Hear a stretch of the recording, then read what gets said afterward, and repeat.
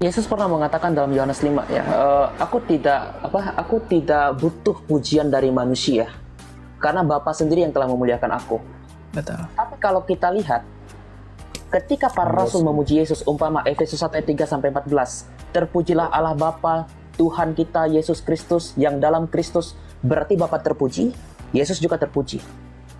Terpujinya Allah Bapa itu juga terpujinya Yesus. Karena apa? Karena firman-Nya Bapa.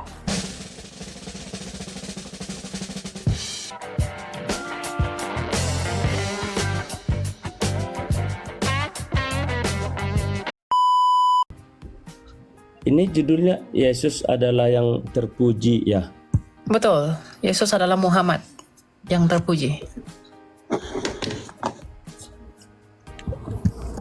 Eh, tapi karena ada kemarin pertanyaan itu kan, tapi saya juga menjawabnya bingung gitu, karena Yesus itu atau Allah itu tidak pernah menuntut supaya dirinya yang dipuji, tapi menurut saya karena memang layak dipuji dia. Karena apa? Karena dia itu Allah Maha Pengasih dan Pengampun. Hanya saja memang saya tidak pandai menunjukkan menghafal isi Alkitab itu. Tapi saya mau bertanya, memang tidak pernah kan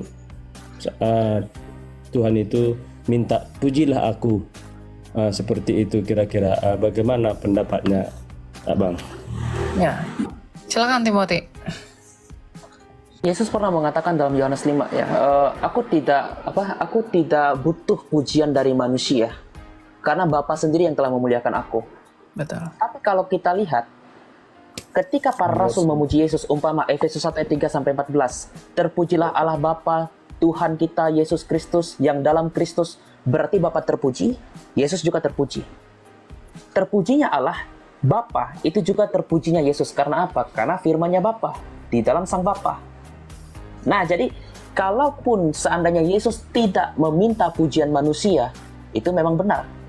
Tapi kalau seandainya kita memuji Kristus atas keinginan kita, dalam arti kita mencintai Dia dalam kelimpahan kuasa Roh Kudus yang meliputi kita, salah nggak? Enggak. Dan itu disahkan. Karena apa? Barang siapa menghormati anak, dia juga menghormati Bapa. Itu perkataan Yesus. Ya, dengan cara apa kita menghormati anak? Ya, memuji Dia, menyembah Dia, memuliakan Dia di atas segala sesuatu. Itu jawaban simpel saya, Pak. Ya, kita memuji dan memuliakan Allah itu, Pak, sebagai tanda kerendahan hati kita saja kepada Allah. Bukan berarti karena kita puji Dia atau tidak puji Dia itu berpengaruh kepada kemuliaannya Dia. Kita puji atau tidaknya Dia itu untuk kebaikan kita, bukan untuk kebaikan Allah. Dia itu tidak berubah, Dia itu tetap sebagaimana adanya. Jadi you follow Him, you worship Him atau tidak, Dia tidak berubah, Dia tetap seperti itu. Gitu. Jadi pujian kita kepada, tadi Timothy sudah katakan, para rasul itu memuji Yesus Kristus dan juga menyembah Dia, dan Tuhan Yesus itu tidak menolak penyembahan itu. Nah, itu sebagai tanda atau ekspresi iman yang dimiliki oleh para rasul bahwa mereka meyakini Yesus Kristus itu adalah yang ajaib. Maka penyembahan mereka, pujian mereka, ucapan syukur mereka itu tidak ditolak oleh Kristus, melainkan diperhitungkan sebagai iman. Jadi bukan, Tuhan itu nggak pernah ngemis-ngemis, pujilah aku, karena memang Dia sudah yang terpuji. Tapi kerendahan hati kita sebagai manusia, menyadari penyertaan Allah dalam hidup kita, dengan demikian kita harus memuji Dia. Jadi tuntutan itu bukan kepada kemuliaan Allah, tapi tuntutan itu kepada diri kita sendiri, untuk menyatakan apa yang Allah kerjakan dalam hidup kita. Makanya Mazmur Daud berkata, pujilah Tuhan hai jiwaku, karena Daud merenungkan bahwa Tuhan bekerja dan menyertainya dalam hidupnya. Gitu. Oke, bisa saya tambahin satu lagi untuk bahan diskusi, Bang? Oh ya, silakan. Sebelum 1 bulan ini, saya beranggapan menjadi pengikut Kristus itu yang penting kasih. Dalam artiannya saya selama ini acuh tak acuh dengan Alkitab.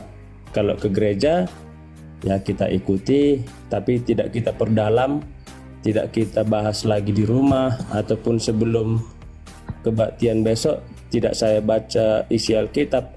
Hanya gitu aja, tahun ke tahun, minggu ke minggu, sampai puluhan tahun udah umur kan.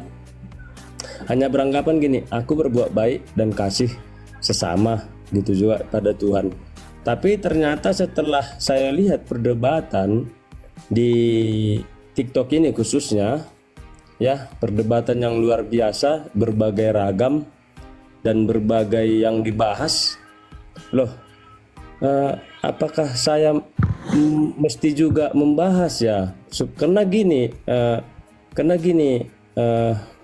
Bang, maaf cakap ya, kalau di gereja itu pembahasannya semua lunak. Dalam artiannya sesuai pemahaman jemaat yang memang kan tidak begitu membahas seperti yang di TikTok ini. Walaupun ada itu pertanyaan-pertanyaan tidak sekeras ini, ada umat non-Kristen juga masuk. Nah, apakah saya ini mesti mengerti juga gitu Natnas Alkitab ini, bukan hanya saja saya mengerti kasih dan melakukannya. Karena ada 3 jenis yang saya lihat di lingkungan saya kan Bang. 1, dia hafal isi Alkitab. Saya tidak sebut oknum, tapi yang pasti ada. Di zaman-zaman sebelum Masehi juga ada seperti itu, seperti orang Farisi. Tapi perilakunya dia hanya memuaskan hawa nafsunya aja. Nah, dia menjual nama Tuhan ya, memakai nama Tuhan. Dan yang kedua, ada dia berlaku baik, kasih. Tapi kalau ditanya tentang isi Alkitab, dia nggak pandai, nggak hafal gitu. Dia hanya melakukan aja sebisa mungkin dalam hidupnya. Dan yang ketiga ini sedikit jumlahnya. Dia mengerti Alkitab, dia bisa jawab, dia seorang pengajar, dan dia juga melakukan kasih dalam hidupnya. Dia mau berkorban melakukan kasih, mau membantu sesama, bahkan untuk persekutuan juga dia berkorban, waktu, materi dan lain sebagainya. Bagaimana pendapatnya Bang? Ya, hal-hal itu nggak bisa jadi pembenaran buat kamu untuk tidak memperdalam firman Tuhan. Yang di luar itu kamu nggak perlu urus dirimu sendiri. Dalam Hosea 4 ayat 6 dikatakan begini, umatku binasa karena tidak mengenal Allah. Karena engkaulah yang menolak pengenalan itu, maka aku menolak engkau menjadi imamku. Dan karena engkau melupakan pengajaran Allahmu, maka aku juga akan melupakan anak-anakmu. Jadi umat Tuhan itu mati dan binasa itu karena kurang pengetahuan akan Dia. Makanya ada orang-orang murtad dari Kristen.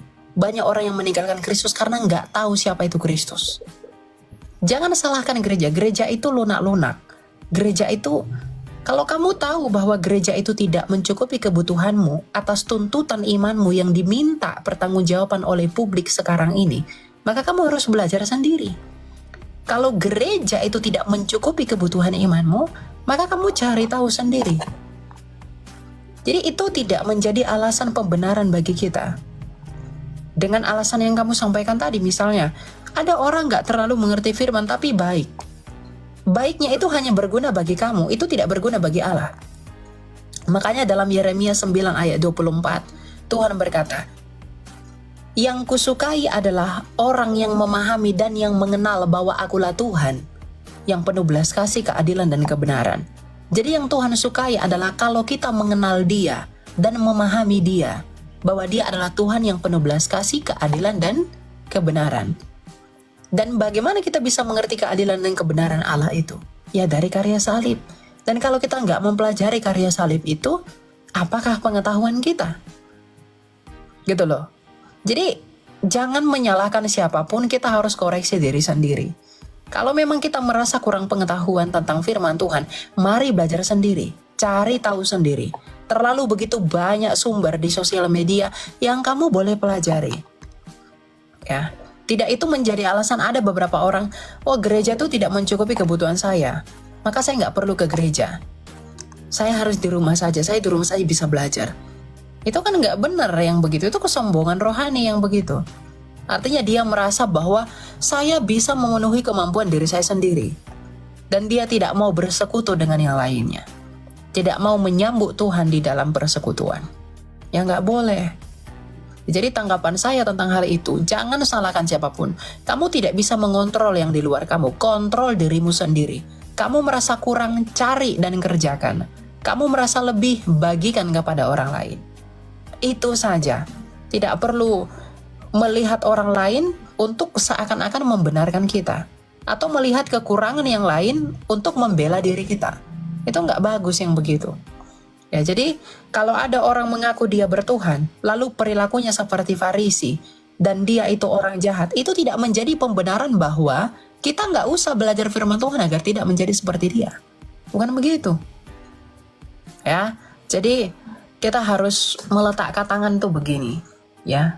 Kita harus melihat diri kita tuh kurang apa. Ingat firman Tuhan, 2 Timotius 3 ayat 16 berkata, segala tulisan yang diilhamkan oleh Allah itu bermanfaat untuk mengajar, menyatakan kesalahan dan mendidik kamu di dalam kebenaran. Nah, firman Tuhan dalam Hosea tadi kita baca, orang binasa itu karena tidak mengenal dia dan melupakan pengajarannya. Nah, agar kita tidak binasa, maka maulah kita mengenali dia dan juga mengingat pengajarannya. Nah, kalau gereja tidak memberikan itu secara komplit menurut kebutuhan yang kamu minta, nah maka kamu harus cari tahu sendiri, belajar. Itulah kenapa orang Kristen itu jangan bermental pengemis. Cari Tuhan ada maunya aja. Tapi dia tidak mau mengenali Tuhannya.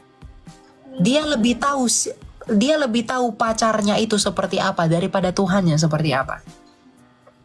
Bukankah Tuhan Yesus berkata, kasihilah Allahmu dan kasihilah sesamamu manusia. Kalau kamu mencintai Allahmu, ya kamu cari tahu dong tentang Allahmu. Apa yang Allahmu sukai? Apa yang Allahmu lakukan? Kalau misalnya kamu punya pacar, kamu punya cewek, ya kamu cinta banget sama dia. Kamu pasti tahu banyak hal tentang dia karena cintamu. Nah, masa kamu mengaku mencintai Allah, tapi kamu nggak tahu siapa Allahmu? Kamu nggak tahu apa yang Allahmu lakukan. Kamu nggak mengerti karya Allahmu. Di manakah cintamu itu? Tapi ketika kamu kesakitan, ketika kamu butuh sesuatu, kamu begini sama Tuhan, ngemis-ngemis. Ya mental-mental begitu tuh dibuang jauh-jauh. Jadi jangan melihat kesalahan orang lain untuk membenarkan kita. Kita harus koreksi diri sendiri setiap hari. Untuk apa? Untuk pertumbuhan kita. Dan itu harus di dalam firman Tuhan. Di luar itu enggak ada. Gitu. Ya? Oke kakak. Oke, ya, semangat selalu Raja Des ya. Oke, terima kasih. Tuhan mengasihani kamu. Ya. Amin. God bless you. Mas Elia beli salib koptik di mana ya? Oh, ini dari Bunda. Bunda, Tadi ini dari Abuna dia kasih. Jadi aku kalau khotbah pakai ini tuh keren. Aku pengen loh beli, cuma berapa ya?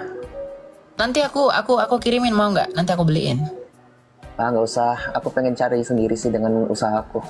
Oke, nanti aku ini deh, aku kirimin apa deh, duit lah. Sip. Oke, lanjut Kak. Ya.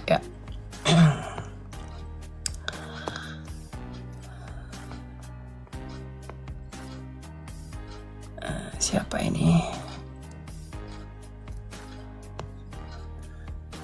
Jadi gitu ya, kita harus berkaca sama diri sendiri. Jangan salahin, sibuk nyalahin orang lain, tapi lupa kita siapa. Ya. Saya pun kadang begitu. Tadi saya ditampar sama khotbahnya Abuna. Tadi kan saya ibadah di gereja Koptik ya. Tadi saya ditampar masalah tadi itu tentang apa ya? Masalah apa ya tadi ya, Lukas 20 tadi itu tentang yang di kebun anggur itu loh, penggarap yang di kebun anggur. Tuhan sudah kasih kebun anggur bagi kita, tapi kita tidak mau mengelolanya dengan baik. Kita hanya mementingkan diri sendiri. Maka ketika Tuhan datang menuntut di mana buah kita tidak punya buah. Kita akan tetap terbuang. Tadi Abuna itu menjelaskan dengan sangat lembut dan juga saya betul-betul tertampar dengan khotbah itu. Gitu. Jadi saya dikoreksi dari situ. Saya diajarin untuk belajar ya. Jadi semua dari kita harus belajar, teman-teman. Nggak ada yang lebih pinter, lebih keren, lebih ini, enggak. Semuanya butuh belajar.